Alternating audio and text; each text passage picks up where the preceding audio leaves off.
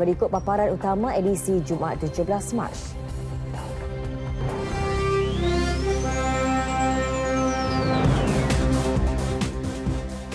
Pengambilan makanan berasaskan ayam selamat H5N1. Peningkatan FDI Malaysia cerminan keyakinan pelabur asing.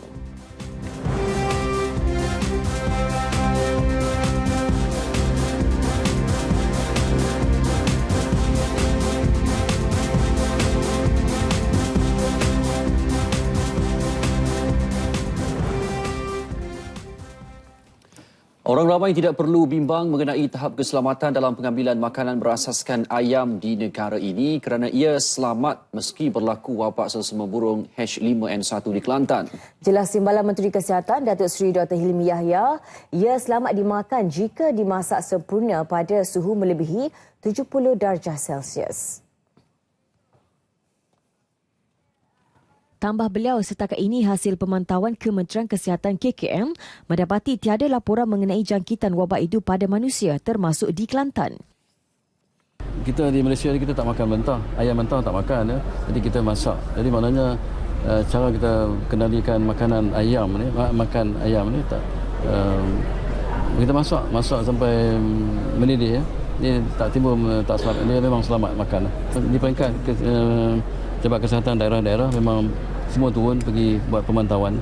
Kalau ada kes kita bagi rawatan yang secukupnya lah. Ya. Beliau berkata demikian selepas merasmikan Majlis Pelancaran Kolaborasi Promosi Kesihatan Pergigian dengan Badan Agama Peringkat Kebangsaan di Ibu Negara. Pada 15 Mac lalu, Kerajaan Kelantan telah mengisytiharkan wabak selsema burung sebagai bencana negeri berikutan merebaknya wabak itu di Jajahan Bacuk dan Pasir Putih, Kota Baru dan Pasir Mas. Semalam, Menteri Pertanian dan Industri Asas Tani Datuk Seri Ahmad Syabri Cik berkata beberapa langkah awalan pencegahan telah dilakukan, antaranya tindakan melupuskan kira-kira 28,000 unggas oleh 180 pasukan petugas di kawasan radius 1 km dari lokasi penularan wabak. Baik, berhubung penularan wabak H5N1 itu, Timbalan Menteri Pendidikan Datuk Chong Sin Hun pula menegaskan tiada cadangan untuk menutup semua sekolah di Kelantan.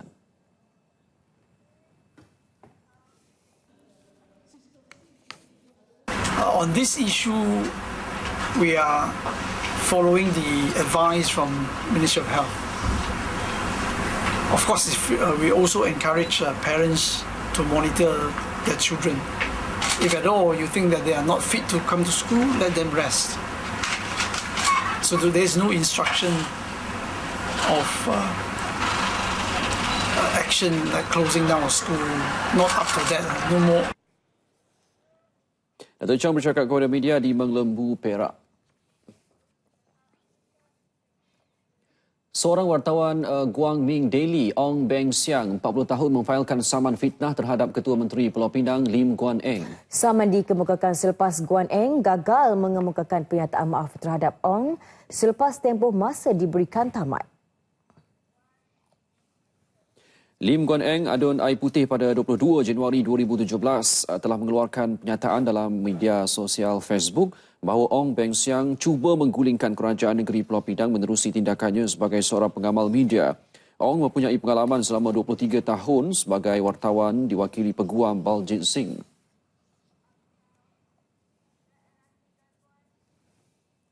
Tuntutan yang difailkan hari ini adalah tuntutan fitnah daripada Facebook Ketua Menteri Pulau Pinang yang bertarikh 22 hari bulan, di mana beliau telah menuduh Encik Ong untuk cuba menggulingkan kerajaan negeri dan beliau ialah seorang yang tidak beretika. Kami telah pun menghantar suatu notis kepada Ketua Menteri pada 6 hari bulan, tetapi sehingga hari ini tiada jawapan. Dalam notis tersebut kami telah memberi beliau tempoh 7 hari untuk menjawab, dan berdasarkan tempoh telah pun tamat dan tiada sebarang tindakan dari pihak Ketua Menteri. Ong menuntut ganti rugi am, teladan dan teruk dari Ketua Menteri kerana memfitnahnya seliaan permohonan maaf daripada Guan Eng. Seorang lelaki yang didakwa melakukan jenayah gangguan seksual terhadap seorang wanita dalam LRT pada 13 Mac lalu berjaya ditahan. Dia ditahan polis bantuan prasarana di stesen LRT Taman Jaya semalam. Pengurus Prasarana Datuk Insinyur Zohari Sulaiman dalam satu kenyataan media menyatakan lelaki berusia 37 tahun berasal dari Lembah Subang itu menyerah diri kepada pihak polis selepas identitinya dikenal pasti. Beliau berkata tangkapan dibuat susulan laporan oleh mangsa Nordini Van Hairin, 27 tahun. Pada 13 Mac, Nordini mendakwa lelaki berkenaan melakukan gangguan seksual terhadap dirinya di dalam kesesakan penumpang di stesen LRT Kelana Jaya. Kejadian itu turut menjadi tular di media sosial. Datuk Zohari turut meminta sekiranya penumpang terlihat atau menjadi mangsa jenayah dinasihatkan membuat laporan segera kepada anggota polis bantuan yang bertugas di setiap stesen LRT. 6 lelaki yang dihadapkan ke Mahkamah Sesyen Kuala Pilah atas kesalahan merogol budak bawah umur dibebaskan. Menurut Hakim Nariman Badarudin, kesemua mereka yang telah dipenjara selama 1 tahun 6 bulan didapati tidak bersalah dan dibebaskan dengan alasan keterangan mangsa meragukan dan tidak konsisten. Kesemua tertuduh dikenali sebagai Muhammad Hasnul Jasni, Muhammad Syukri Mat Aslisam, Ismail Abdul Talib, Muhammad Akmar Muhammad Saad, Muhammad Tirmizi Daud dan Muhammad Hidayat Mazli berusia antara 19 hingga 28 tahun. Terdahulu kesemua mereka didakwa merogol seorang remaja perempuan berusia 15 tahun pada pertengahan Ogos 2015 kira-kira pukul 2.30 pagi di sebuah pondok dalam kebun kelapa sawit Kampung Sungai Suluh, Simpang Durian di Jelebu. Dalam pertuduhan kedua atas kesalahan yang sama pula dicatatkan pada 24 September 2015 di lokasi dan pada masa yang sama. Sekiranya didapati bersalah, tertuduh boleh dihukum di bawah Seksyen 376/1 Kanun Keseksaan, dipenjara selama tempoh yang boleh sampai 20 tahun dan boleh juga dikenakan sebat. Semasa prosiding dijalankan, ke-6 tertuduh diwakili Peguam Harish Mahadevan dan Ramzani Idris. Seorang model sambilan yang memandu melawan arus di Lebuh Raya Utara Selatan, Sungai Dua, Pulau Pinang Selasa lalu yang menyebabkan seorang lelaki maut mengaku tidak bersalah atas tuduhan mengambil dadah pada hari kejadian. Dia mohon dibicarakan. Pengakuan tidak bersalah itu dibuat beliau hari ini di Mahkamah Magistrat Bukit Mertajam. Eng Peven, 19 tahun, didakwa memasukkan dadah jenis syabu ke dalam badan di Pejabat Siasatan Jenayah Narkotik Ibu Pejabat Polis Daerah IPD Perai Tengah kira-kira pukul 5 petang. Pegawai pendakwa ASP Mat Azman Kadir menawarkan jaminan RM8,000 dengan seorang penjamin. Selain itu, memohon perintah agar tertuduh melapor diri di Jabatan Narkotik setiap minggu. Pada masa sama, memohon supaya lesen memandu Peven digantung. Bagaimanapun, permohonan itu ditolak mahkamah kerana Eng masih belum didakwa dan disabitkan kesalahan bagi tuduhan memandu secara berbahaya. Jika sabit kesalahan, penjara maksimum 2 tahun atau denda RM5,000 atau kedua-duanya sekali. Dalam kejadian kira-kira pukul 7.50 pagi Selasa lalu, Peven memandu melawan arus dari Plaza Tol Sungai Dua menghala ke Batu Ruf, Lebuh Raya Utara Selatan sebelum merempuh sebuah Pro 2 Kelisa dan menyebabkan kematian pemandunya, Muhammad Fendi Rosli, 26 tahun. Kejayaan Malaysia meraih pelaburan langsung asing FDI berjumlah RM59 bilion tahun lalu jelas mencerminkan keyakinan pelabur asing terhadap ekonomi negara. Perdana Menteri Datuk Seri Najib Tun Razak menerusi blognya berkata angka ini merupakan lonjakan 63.4% berbanding RM36 bilion yang dicatatkan pada tahun 2015. Peningkatan yang mengkagumkan ini menunjukkan keyakinan para pelabur asing terhadap ekonomi Malaysia. Malah ia menunjukkan bahawa dasar-dasar kerajaan dalam menentukan hala tuju ekonomi negara berada pada landasan yang betul. Secara tidak langsung, dakwaan kononnya negara Malaysia akan bankrupt ataupun Malaysia adalah sebuah negara yang gagal atau failed state adalah merupakan fitnah dan tuduhan yang berniat jahat. Jelasnya, keteguhan ekonomi sesebuah negara boleh diukur melalui banyak aspek, antaranya melalui FDI kerana ia menunjukkan keyakinan pelabur luar terhadap ekonomi negara. Bukan mudah untuk sesebuah negara menarik pelabur asing kerana ia menjadi rebutan antara negara-negara lain di seluruh dunia. Justru Perdana Menteri berharap rakyat terus yakin terhadap usaha kerajaan kerana keyakinan itu merupakan suntikan semangat untuk kerajaan terus memperteguhkan ekonomi Malaysia. Datuk Seri Najib Tun Razak mengucapkan tahniah kepada rakan sejawatnya dari India, Narendra Modi, atas kemenangannya dalam beberapa pilihan raya negeri. Datuk Seri Najib menyatakannya dalam catatan terbaru di laman Twitternya. Pada masa yang sama, Datuk Seri Najib menyatakan harapan untuk melakukan lawatan ke India. Pilihan raya negeri di India diadakan dari 4 Februari hingga 8 Mac lalu di Uttar Pradesh, Punjab, Goa, Uttarakhand dan Manipur. Pengiraan undi dijalankan pada Mac. Malaysia dan India menjalin hubungan rapat semasa New Delhi berusaha untuk meningkatkan keterlibatannya dengan Asia Tenggara sebagai sebahagian daripada doktrin Akta Timur Modi.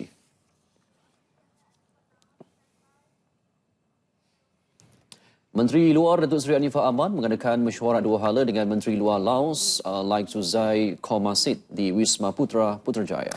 Ia sebahagian lawatan rasmi sehari Komasif ke negara ini. Selain bertukar-tukar pandangan mengenai hubungan Malaysia-Laos, Komasit dibawa melawat ke Institut Diplomasi dan Hubungan Luar Negeri. Kenyataan Wisma Putra sebelum ini menyatakan lawatan Komasit bakal memberi dorongan kepada pengukuhan hubungan dan interaksi kedua-dua negara dalam masa terdekat. Laos ialah rakan serantau yang penting bagi Malaysia, terutama selepas negara itu menganggotai ASEAN pada 1997. Tahun lalu, nilai dagangan antara Malaysia dengan Laos melonjak 120% kepada 136.2 juta ringgit berbanding 61.73 juta ringgit pada 2015. Mungkin ramai yang tidak tahu bantuan polis boleh diperoleh di stesen minyak jika berlaku sebarang kecemasan atau kemalangan. Demikian objektif program Go to Safety Point GTSP, hasil kerjasama polis dengan Petron di bawah inisiatif kesedaran keselamatannya dalam melindungi keselamatan pelanggan. Bentuk kecemasan meliputi kemalangan jalan raya, kebakaran kereta, cubaan bunuh diri dan bantuan perubatan. Jelas Pengarah Jabatan Pencegahan Jenayah dan Keselamatan Komuniti, Datuk Rusli Ahmad, sebarang aduan mengenainya boleh disampaikan kepada petugas Petron di kaunter stesen minyak yang akan segera menghubungi polis. Sejak 2013 lagi telah kita adakan kolaborasi ini. Tadi kita tengok tadi saya telah menyampaikan 10 surat penghargaan kepada syarikat minyak di seluruh Malaysia atas inisiatif ataupun atas tindakan yang telah dibuat. Tujuan GTSP ini diadakan dalam menenangkan orang nak bunuh diri dan sebagainya tadi dengan memadamkan kenderaan dalam kebakaran dan sebagainya. Inisiatif Kesedaran Keselamatan GTSP Petron juga sejajar tuntutan strategi lautan Biru Kebangsaan NBOS untuk mengadakan satu tempat khusus kepada orang awam dalam mendapatkan bantuan kecemasan. Pada majlis pelancarannya di Ibu Negara, Datuk Rusli turut menyampaikan surat penghargaan PDRM kepada 10 pengusaha stesen minyak terlibat. Menjelaskan realiti dan implikasi pindaan Akta Mahkamah Syariah Kurungan Bidang Kuasa Jenayah atau Akta 355. Objektif Simposium Anjuran Kuliah Undang-Undang Ahmad Ibrahim Aikol Universiti Islam Antarabangsa UIAM itu berjaya menjawab kemusykilan ramai terutamanya kebimbangan masyarakat bukan Islam terhadap akta tersebut. Topik perbincangan meliputi pandangan Islam dalam menggalakkan keharmonian undang-undang awam dan syariah. Selain hukuman-hukuman yang ada dalam Akta 355. Ianya bukan hanya berbentuk punitif sebagaimana conventional way of punishment yang ada 100 sebatan penjara dan denda, tetapi juga kerja-kerja sosial dan sebagainya yang juga boleh dimasukkan di dalam bidang kuasa mahkamah syariah untuk menjatuhkan hukuman. Terbagi kepada 4 sesi pembentangan simposium yang dihadiri 200 peserta itu melibatkan peguam cara dan peguam bela iaitu Datuk Zainul Rijal Abu Bakar, Nizam Bashir dan Arunachalam Kasih. Hasil simposium yang dihadiri pelajar dan pengamal undang-undang itu akan diserah kepada pihak berkaitan untuk tindakan lanjut. November lalu, Presiden PAS Datuk Seri Hadi Awang membawa usul untuk meminda Akta 355 di Parlimen dengan harapan ia mendapat sokongan semua pihak tanpa prejudis. Hari terbuka Universiti Malaya, Educarnival UM di Universiti Malaya yang berlangsung selama 2 hari bermula hari ini. Pelbagai acara menarik diatur bagi menarik kedatangan orang ramai, terutamanya peluang melanjutkan pengajian dalam bidang yang mereka minati. Sepanjang 2 hari karnival itu, UM mempromosi lebih kurang 100 program akademik untuk pemohon dan calon lepasan sijil pelajaran Malaysia SPM, sijil tinggi pelajaran Malaysia STPM, lulusan diploma dan A-level. Menurut Timbalan Naib Chancellor Akademik dan Antarabangsa Profesor Awang Bulbiba Awang Mahmud, diskaun 50% yuran permohonan akan diberikan kepada calon yang membuat permohonan melanjutkan pengajian di Educarnival ini.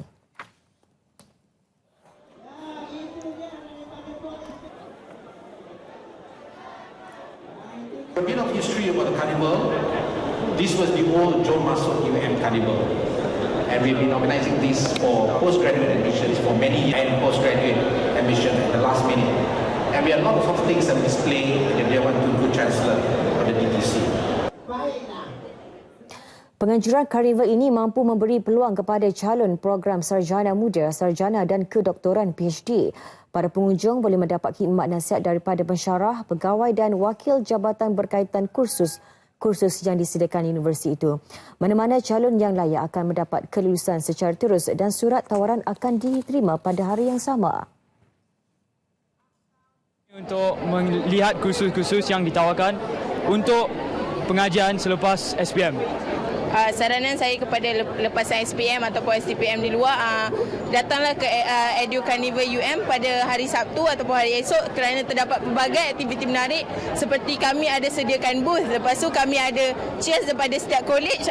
Kami college kediaman pertama and another few colleges. Setiap college ada pelbagai jenis cheer yang berlainan. So kalau nak tengok, datanglah. Lepas tu ada booth dan macam-macam lagi aktiviti. Saya datang sini untuk lebih mengetahui tentang bidang kursus yang akan saya pilih lepas habis SPM. UM ialah sebuah universiti yang berjaya dan saya ingin menjadi salah seorang daripada pelajarnya. Program Educarnival diadakan di bangunan Peperiksaan Universiti Malaya dan dirasmikan pengerusi Lembaga Pengarah UM, Profesor Emeritus Tan Sri Datuk Sri Dr. Zakri Abdul Hamid. Restoran Nasi Kandar Line Clear di Jalan Penang, Pulau Pinang dibuka semula hari ini selepas 4 hari diarah tutup oleh Kementerian Kesihatan ekoran masalah kebersihan. Sebuah syarikat swasta berbayar juga dilantik untuk bekerjasama dengan Majlis Bandaraya Pulau Pinang MBPP demi memastikan kebersihan restoran itu secara berterusan. Menurut jurucakap pemilik Line Clear, Muhammad Nur Hassan, pihaknya telah membelanjakan hampir RM10,000 untuk membaiki, membersihkan dan menaik taraf di bahagian dapur. Muhammad Nur berkata demikian selepas mengalu-alukan pihak media meninjau sendiri tahap kebersihan premis yang terkenal di kalangan penduduk tempatan dan pelancong asing itu. Kalau boleh kita jemputlah semua yang peminat restoran Nasi Kandar Line Clear ni datang ke Penang Road, yang datang dan try lah masakan dia dan rasa dan cuba dan tahu macam mana. Setakat ni kok yakin. Walaupun macam-macam kita boleh baca dalam Facebook, dalam apa Line Clear, tapi bagi kok adalah customer tetap dan waktu-waktu tertentu yang kita main waktu tu kita makan dengan selamat ke apa. Tapi kalau kita main waktu puncak kan, mungkin dengan pinggan mangkuk penuh hotel meja ni, itulah kok orang nampak tak berapa nak elok kan. Tapi setakat ni alhamdulillah lah. Dan saya first time saya datang dulu, perbezaan daripada dulu dengan hari ni sangat-sangat berbeza lah.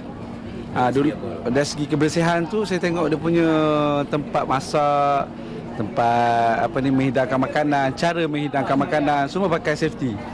Semua pakai sarung glove. Contohnya time menghidangkan ayam tu, kita kalau tengok orang pakai glove ni rasanya bersih lah. Minggu lalu orang ramai terutama kalangan pelanggan tetap restoran ini terkejut selepas KKM memerintahkan restoran Line Clear itu ditutup sementara kerana tahap kebersihan yang tidak memuaskan. Restoran Line Clear ini sudah beroperasi sejak 70 tahun lalu.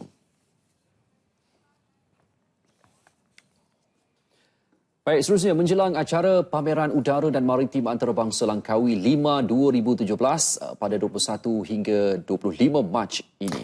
Laluan alternatif ke Pantai Cenang akan dibuka dan dijadikan jalan suhala bermula Selasa ini bagi mengelak kesesakan trafik sepanjang 5 hari acara berlangsung. Menteri Besar Kedah Datuk Seri Ahmad Bashar Mat Nanifah berkata, laluan alternatif itu adalah hanya untuk kenderaan ringan. Ia akan dibuka dari pukul 8 pagi hingga 12.30 malam. Selain itu, parkir sementara akan disediakan di kawasan Park and Ride berdekatan Nedes Hotel di Pantai Cenang. Pengunjung hanya akan dibenarkan meletak kenderaan mereka di bahagian kanan jalan di Pantai Cenang. Terdahulu, Datuk Seri Ahmad Bashar melakukan tinjauan di laluan alternatif di Cenang Waterfront Langkawi. Baik, para penonton, ini berita yang baru kami terima. Aktiviti memancing 8 pelajar lelaki berusia 10 hingga 13 tahun di Sungai SKC Bukit Beruntung, Selangor bertukar tragedi apabila mereka dibawa arus deras. Dan setakat ini, seorang selamat, 2 lemas dan 5 lagi masih hilang. Ya, dan kami menghubungi untuk perkembangan terkini operasi mencari dan menyelamat SAR. Untuk makluman, pada jam 5.44 petang tadi, Tang Bomba dan Penyelamat Malaysia Negeri Selangor telah menerima panggilan khidmat khas lemas di Sungai SKC Bukit Beruntung, Selangor, di mana kita telah menggerakkan 10 anggota daripada Balai Bomba dan Penyelamat Sekolah Kubu ke lokasi. Laporan awal yang terima, terdapat seramai 8 orang kanak-kanak lelaki yang berumur 10 hingga 13 tahun telah lemas di bawah arus ketika memancing, di mana seorang telah berjaya menyelamatkan diri, manakala 7 orang lagi dalam operasi pencarian, di mana pasukan penyelamat telah pun berjaya berjumpa 2 orang yang terjumpai pada jam 6.44 petang tadi pada jarak 50 meter daripada lokasi terakhir. Pada masa ini operasi dan mencari menyelamat sedang giat dijalankan oleh pasukan penyelamat. Baik, laporan lanjut akan kami bawakan selepas kita menerima perkabaran terkini isu tersebut. Baik, kami ke perkembangan berikutnya. Di sebalik kepesatan pembangunan Bandaraya Kuala Lumpur, tersimpan 1001 sejarahnya yang tersendiri. Selain kisah lokasi pertembungan 2 sungai, Sungai Gombak dan Sungai Kelang, Kuala Lumpur sebenarnya mempunyai pelbagai kisah menarik. Betul tu ya. Semuanya dalam segmen 3J bersama wartawan Zarul Fahmi. Kita saksikan.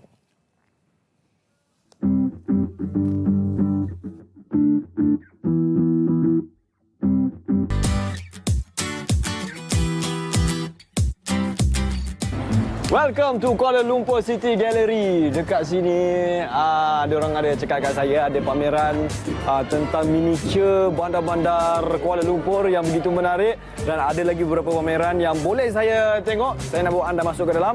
Oh, rupanya ada #AboutKL. Saya sendiri pun tak tahu. Jadi jangan lupa #AboutKL. Jom kita masuk dalam. Apa kata kali ini kita meninjau ke sebuah galeri yang memaparkan sejarah Bandaraya Kuala Lumpur.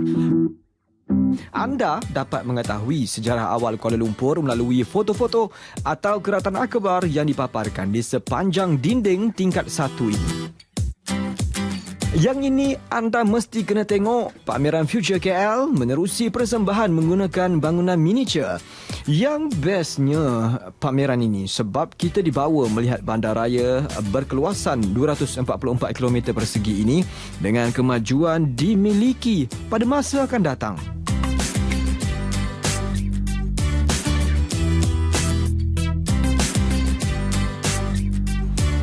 Sampai pun saya dekat destinasi. Kita nak pergi tengok teater dekat panggung Bandaraya Kuala Lumpur. Dan siapa sangka bangunan ini telah pun berusia 113 tahun, masih lagi mengekalkan ciri-ciri dan juga seni bina reka bentuk zaman kolonial dahulu. Kita tengok teater yang orang cakap best tu. Jom. Kita masuk ke panggung ini, jom kita tengok persembahan teater musical Mat The Musical, The Story of Kuala Lumpur. Teater yang berlatar belakangkan tahun 1880-an ini berkisahkan sejarah bandaraya ini dan amat sesuai ditonton seisi keluarga. Perpaduan, keharmonian dan kerjasama antara kaum diterapkan dalam persembahan teater yang berdurasi lebih kurang sejam. Ini adalah pelakon-pelakon Mat The Musical sebentar tadi. Korang memang awesome lah, memang best lah. Gang tak? Best lah, show korang. Okey, best. Okey, right. Dah, anda semua kena tengok tau. Aduh, jangan tengok kan. Alright, saya nak pergi ke satu lagi destinasi yang menarik kat sekitar Kuala Lumpur. Kita jumpa sebentar lagi. Thank you. Kalau dah penat pusing-pusing KL ini, apa kata kita menjamu selera dekat sini? Bang, mango satu bang. Okey, sekejap Alright. Okay. Kita try, kita cuba. Bro, kuih sadia satu bro. Ayam lagi bang. Ayam ah. Alright. Tapak urban street dining memang terbaik lah, nak bagi tahu.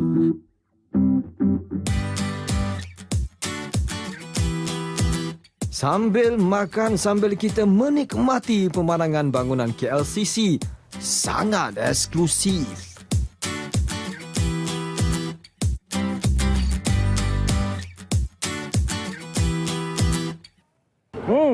Selain daripada tempat dia memang stylo lah orang cakap, memang urban. Makanan kat sini pun sedap. Jadi kalau anda datang kat Kuala Lumpur ni, jangan lupa untuk datang ke Food Truck Park ni di sekitar Jalan Ampang. Memang best, anda kena cuba, anda kena rasa. Jom jalan-jalan meneroka destinasi menarik Malaysia.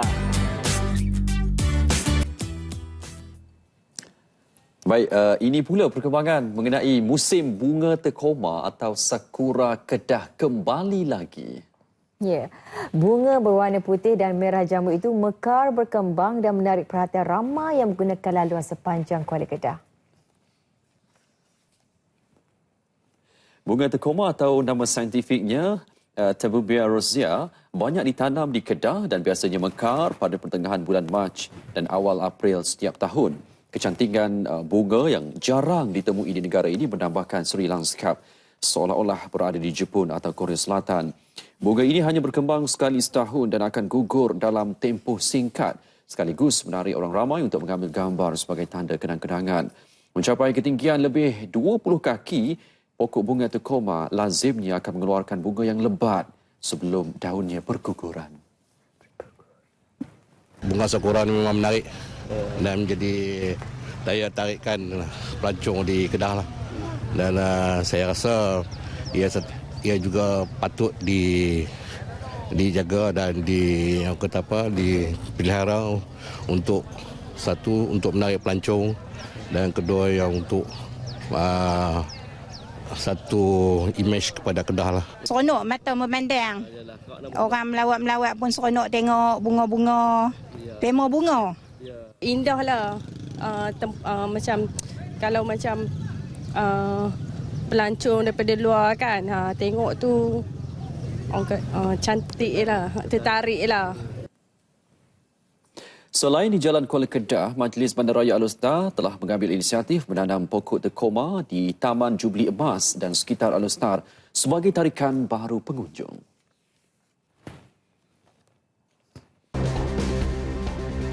Banjir dan tanah runtuh di Peru ragut 62 nyawa. Paparannya dalam segmen luar negara.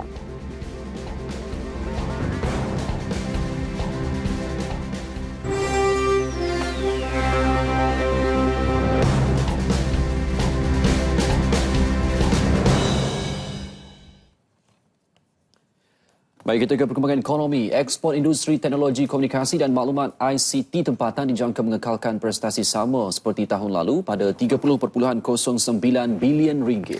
Ketua Pegawai Eksekutif Perbadanan Pembangunan Perdagangan Luar Malaysia Matre, Dr. Muhammad Syahrin Zainuddin Madrus berkata, antara ekspor ICT utama yang termasuk perkhidmatan kewangan dan insurans, perbankan, keselamatan cyber dan pusat data.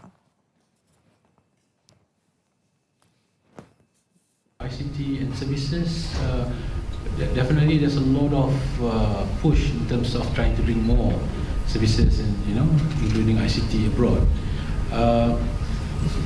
So from the perspective of trade export, we hope to grow more on services, especially in the ASEAN region.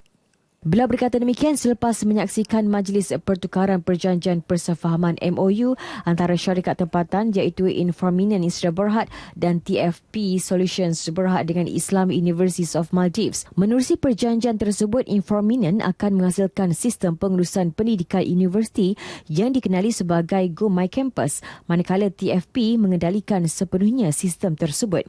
Sistem itu membolehkan operasi universiti dibuat secara digital bagi memudahkan menyelaras serta mengintegrasikan data serta maklumat dengan lebih efisien.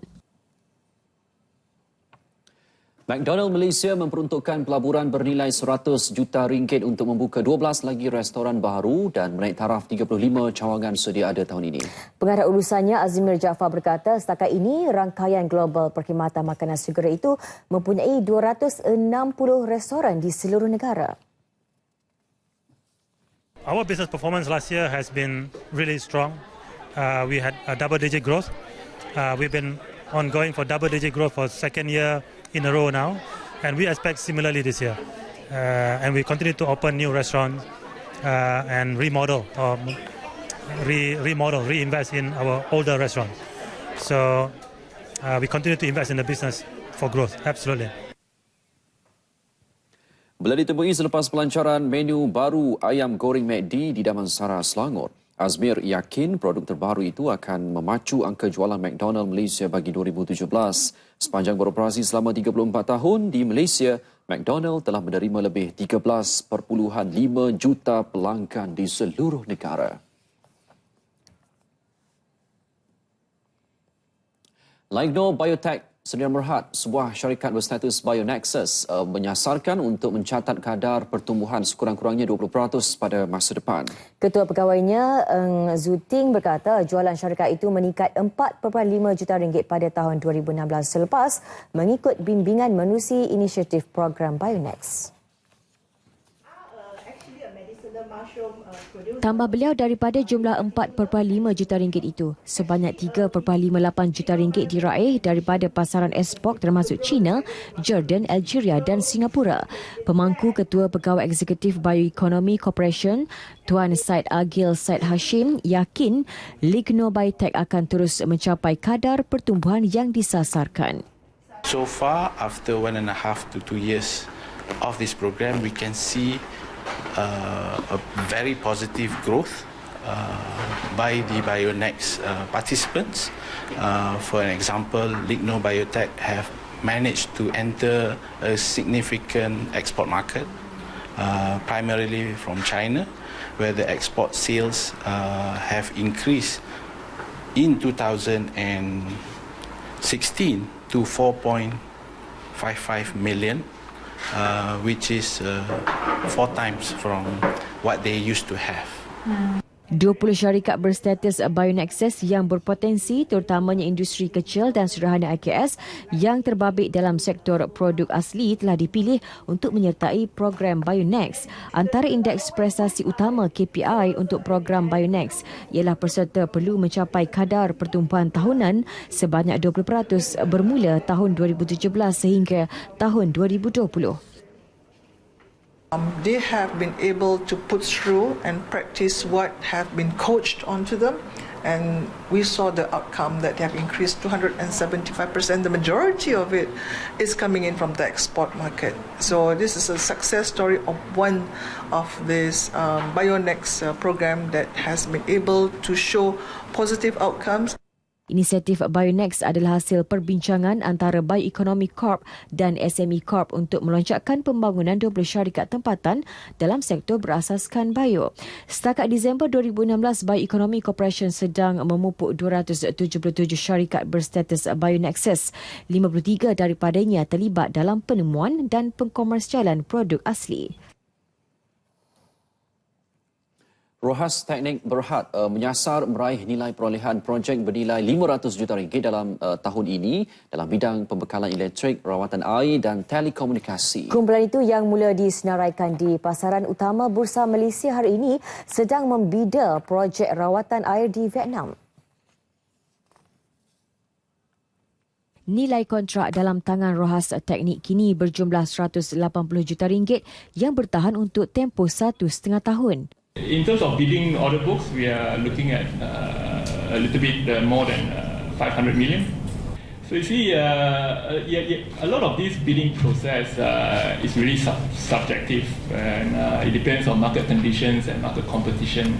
Rohas teknik adalah hasil daripada pengambil alihan berbalik RTO antara Rohas Yuko Industries dan Berhad REI dan syarikat pegangan pelaburan teknik Grup Berhad. Pada penyenaraian semula, saham syarikat itu dibuka pada 99.5 sen, 11.16 sen lebih rendah daripada harga dagangan terakhir teknik Grup Berhad.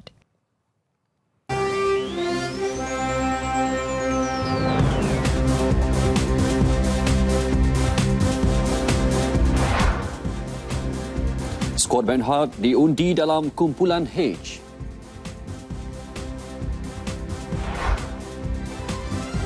KL 2017 at sekolah semarakan Sukan C 2017.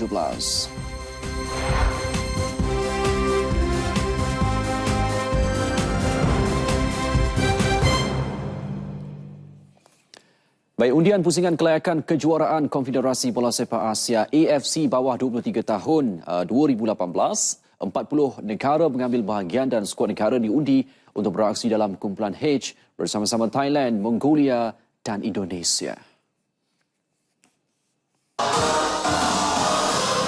Diundi dalam kumpulan H, skuad bawah 23 tahun kendalian Frank Bernhard akan memulakan kempen menentang Indonesia pada 19 Julai, diikuti Thailand pada 21 Julai dan Mongolia pada 23 Julai. Dalam proses undian yang berlangsung di bangunan AFC Bukit Jalil, saingan dibahagikan kepada 10 kumpulan dipecahkan kepada 2 zon, iaitu zon barat dibarisi negara dari Asia Barat, Selatan dan Asia Tengah. Sementara zon timur melibatkan negara Asia Timur dan Asia Tenggara. Juara edisi lalu Jepun diletakkan dalam kumpulan J bersama China, Kemboja dan Filipina. Pemain Pahang Ahmad Syamim Yahya, 26 tahun, digantung daripada beraksi satu perlawanan dan didenda sebanyak RM500 selepas didapati bersalah menunjukkan isyarat lucah. Jawatankuasa Tata Tertib Persatuan Bola Sepak Malaysia FAM melalui satu nyataan media menjatuhkan hukuman kepada Syamim yang melakukan perbuatan itu ketika aksi Liga Super menentang Melaka di Stadium Hang Jebat, Melaka pada 25 Februari lalu. Persatuan Bola Sepak Negeri Sembilan PBNS pula didenda RM5,000 akibat tindakan penyokong menceroboh masuk ke dalam padang selepas perlawanan Piala FA menentang Selangor di Stadium Majlis Perbandaran Selayang pada 14 Februari. Pemain pasukan PKNP FC Muhammad Fazli Zulkifli dan pemain ATM Suhairi Johari masing-masing digantung 4 perlawanan selepas terlibat dalam insiden pergaduhan semasa perlawanan Liga Premier di antara PKNP FC menentang ATM di Stadium Perak Ipoh pada 24 Februari 2017. Mereka turut didenda sebanyak RM1,000.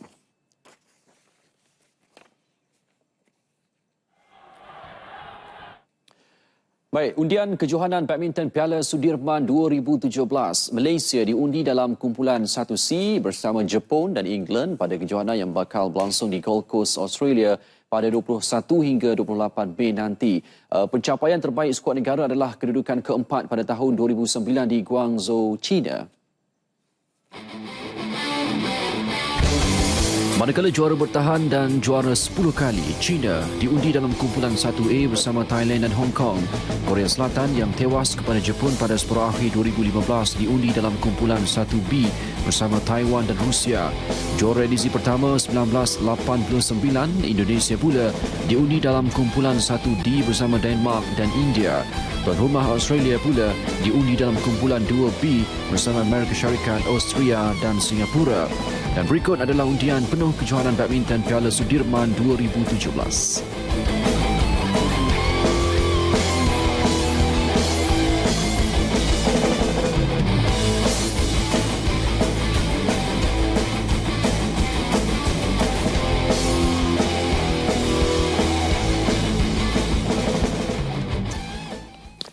Baik, berbaki 19 hari lagi sebelum kejohanan badminton terbuka Malaysia memulakan aksi.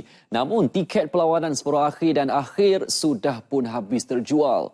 Kejohanan siri Super Premier ini akan berlangsung di Kuching, Sarawak dari 4 hingga 9 April depan.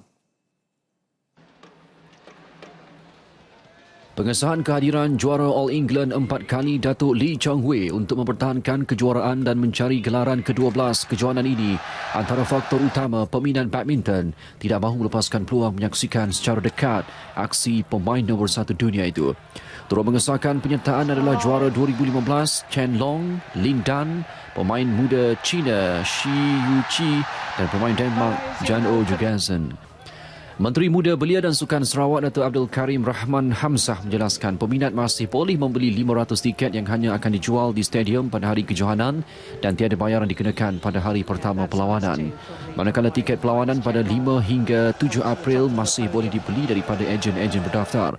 Kejohanan edisi ke-59 yang menawarkan hadiah keseluruhan $600,000 Amerika bersamaan 2.7 juta ringgit akan diadakan di Stadium Perpaduan Petra Jaya, Kuching. Baik, ke arah menyemarakkan lagi kemeriahan dan kehangatan menjelang Tamasya Sukan C Kuala Lumpur dan para ASEAN pada Ogos nanti, Jawatankuasa Pengelola Malaysia KL 2017 MASOK menganjurkan program KL 2017 at Sekolah.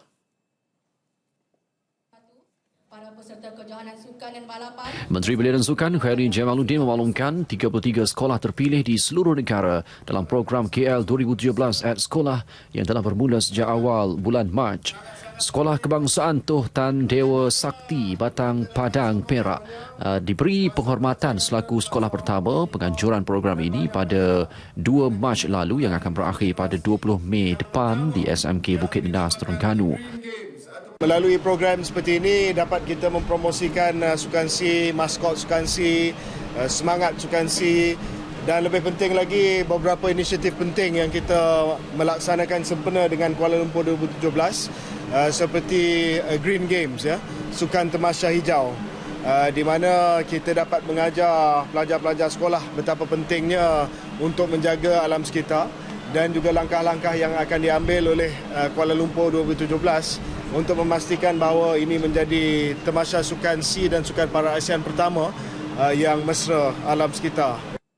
Bila berkata demikian pada program minggu ketiga KL 2017 at Sekolah di Sekolah Menengah Kebangsaan Presin 8-1 Putrajaya.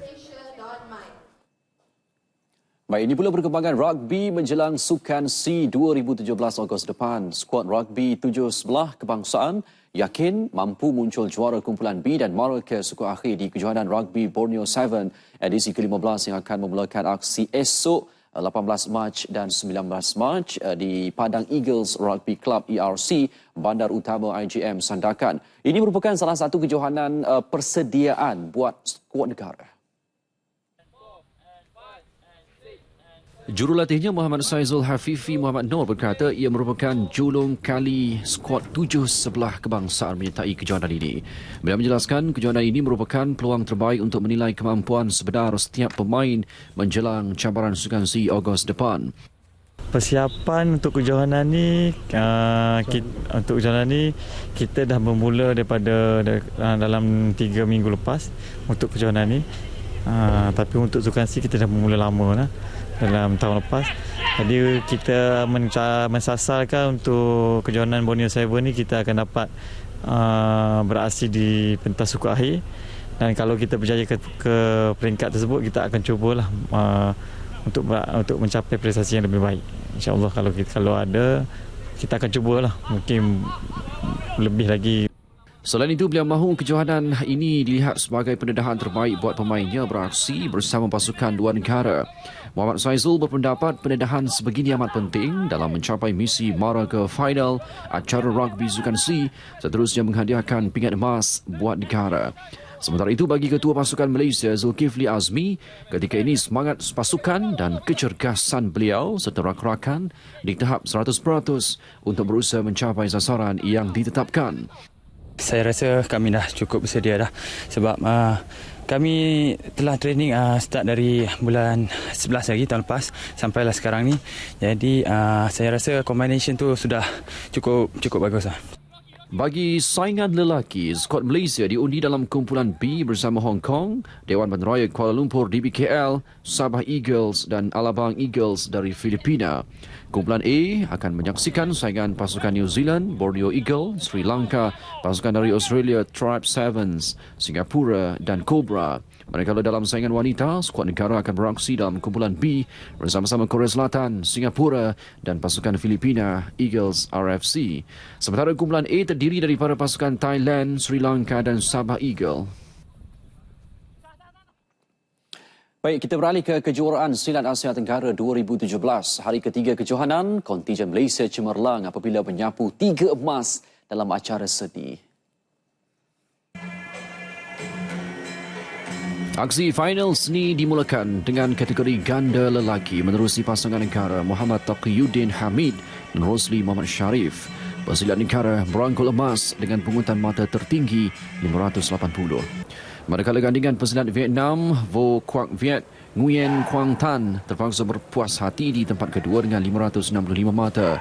Gangsa milik Singapura yang menurunkan Muhammad Haziq Zainal Abidin dan Jahid Hasif Zainal Abidin hanya 4 mata di belakang Vietnam. Dalam acara seni tunggal lelaki, sekali lagi aksi dari pesilat negara Muhammad Afifi Nordin berjaya menambat hati juri sekaligus mengumpul mata tertinggi 468. Perak milik Muhammad Iqbal Abdul Rahman dari Singapura dan ketiga Muhammad Imanuddin Ahmad dari Brunei Darussalam. Sementara itu, kontijen Malaysia meneruskan penguasaan acara ganda wanita. Pasangan negara Nur Hamizah Abu Hassan dan Nur Shazrin Abdul Malik yang juga pemenang emas ganda wanita Sukan C Singapura 2015 meneruskan keceriaan penyokong dengan mengungguli tempat pertama dengan 582 mata. Diikuti Vietnam Nguyen Thi Tu Ha, Nguyen Thi Huyen dan ketiga Singapura Nur Azliana Ismail dan Nur Hamnaisah Shahruddin.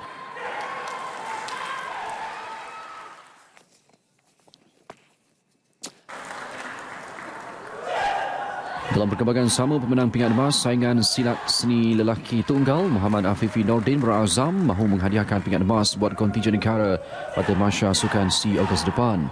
Pesilat kelahiran Pahang ini yakin jika momentum sebegini diteruskan, tidak mustahil impiannya mampu terlaksana.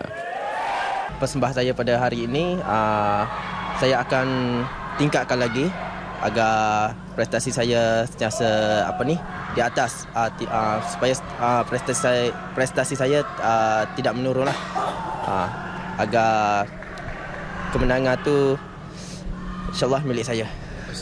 Muhammad Afifi sekadar di tempat keempat pada penampilan pertama di Sukan C Singapura 2 tahun lalu.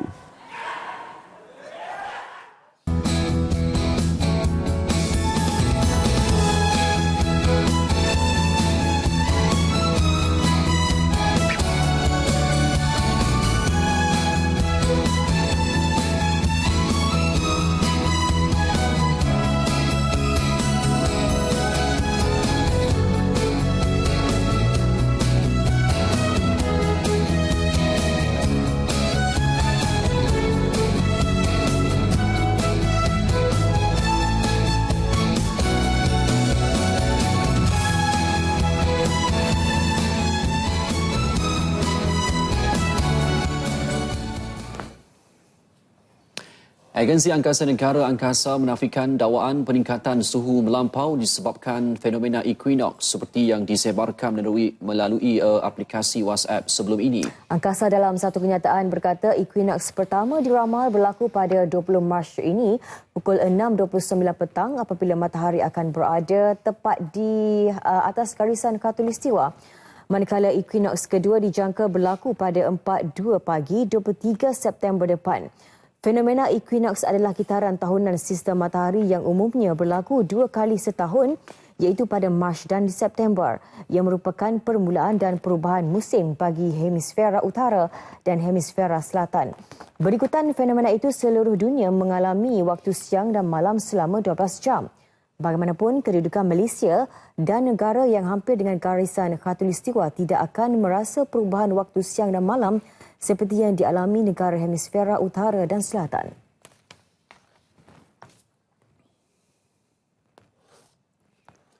Bermula sekadar hobi untuk mengisi masa lapang kira-kira 2 tahun lalu, kini perniagaan keripik pisang yang diusahakan Zalina Syafi'i, 37 tahun, semakin mendapat perhatian dalam kalangan orang ramai. Ini terbukti apabila keripik pisangnya berjaya menembusi pasaran sekitar Perlis, Pulau Pinang dan Lembah Kelang selain di Kedah. Menurut Zalina, beliau menggunakan pisang nangka yang diperolehi dari kebun yang diusahakan oleh suaminya Muhammad Tarmizi Hashim di kampung Masjid Baru Naka untuk dijadikan keripik. Pada peringkat permulaan, beliau hanya menggoreng keripik di dapur rumahnya. Namun kerana permintaan yang semakin meningkat, Zalina dan suami mengeluarkan modal bagi membina sebuah bengkel di tepi rumahnya untuk dijadikan sebagai tempat memproses keripik. Beliau dibantu 2 orang pekerja dalam kerja-kerja menggoreng dan membungkus keripik. Untuk seminggu, Zalina memerlukan kira-kira 1 tan metrik pisang nangka untuk membuat keripik. 2 jenis tu. 1 paket dah 55 gram tu lah. Selalunya dia buat kan. Kalau dia tengok permintaan lah macam mana. Ikut dia pun nak. Orang ramai yang ingin menempah keripik pisang Zalina boleh menghubungi Muhammad Tarmizi Hashim di talian 019 457 7219.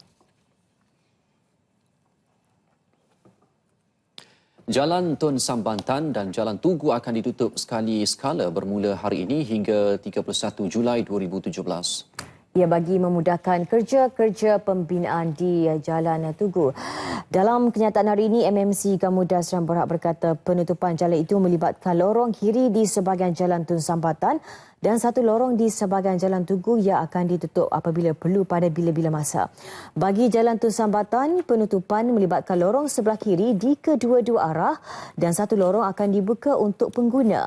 Menurut kenyataan itu, di Jalan Tugu pula, penutupan melibatkan lorong ke arah Bulatan Hishamuddin dan kaedah berhenti dan jalan akan dilaksanakan bagi jarak 20 meter. Pengguna jalan raya akan diberi peringatan menerusi papan tanda, halangan keselamatan, kontrafik dan penjaga isyarat berhubung penutupan jalan dan kerja-kerja yang dijalankan. Di Nasional 8 dengan itu, Assalamualaikum. Dan salam negara itu, satu Malaysia.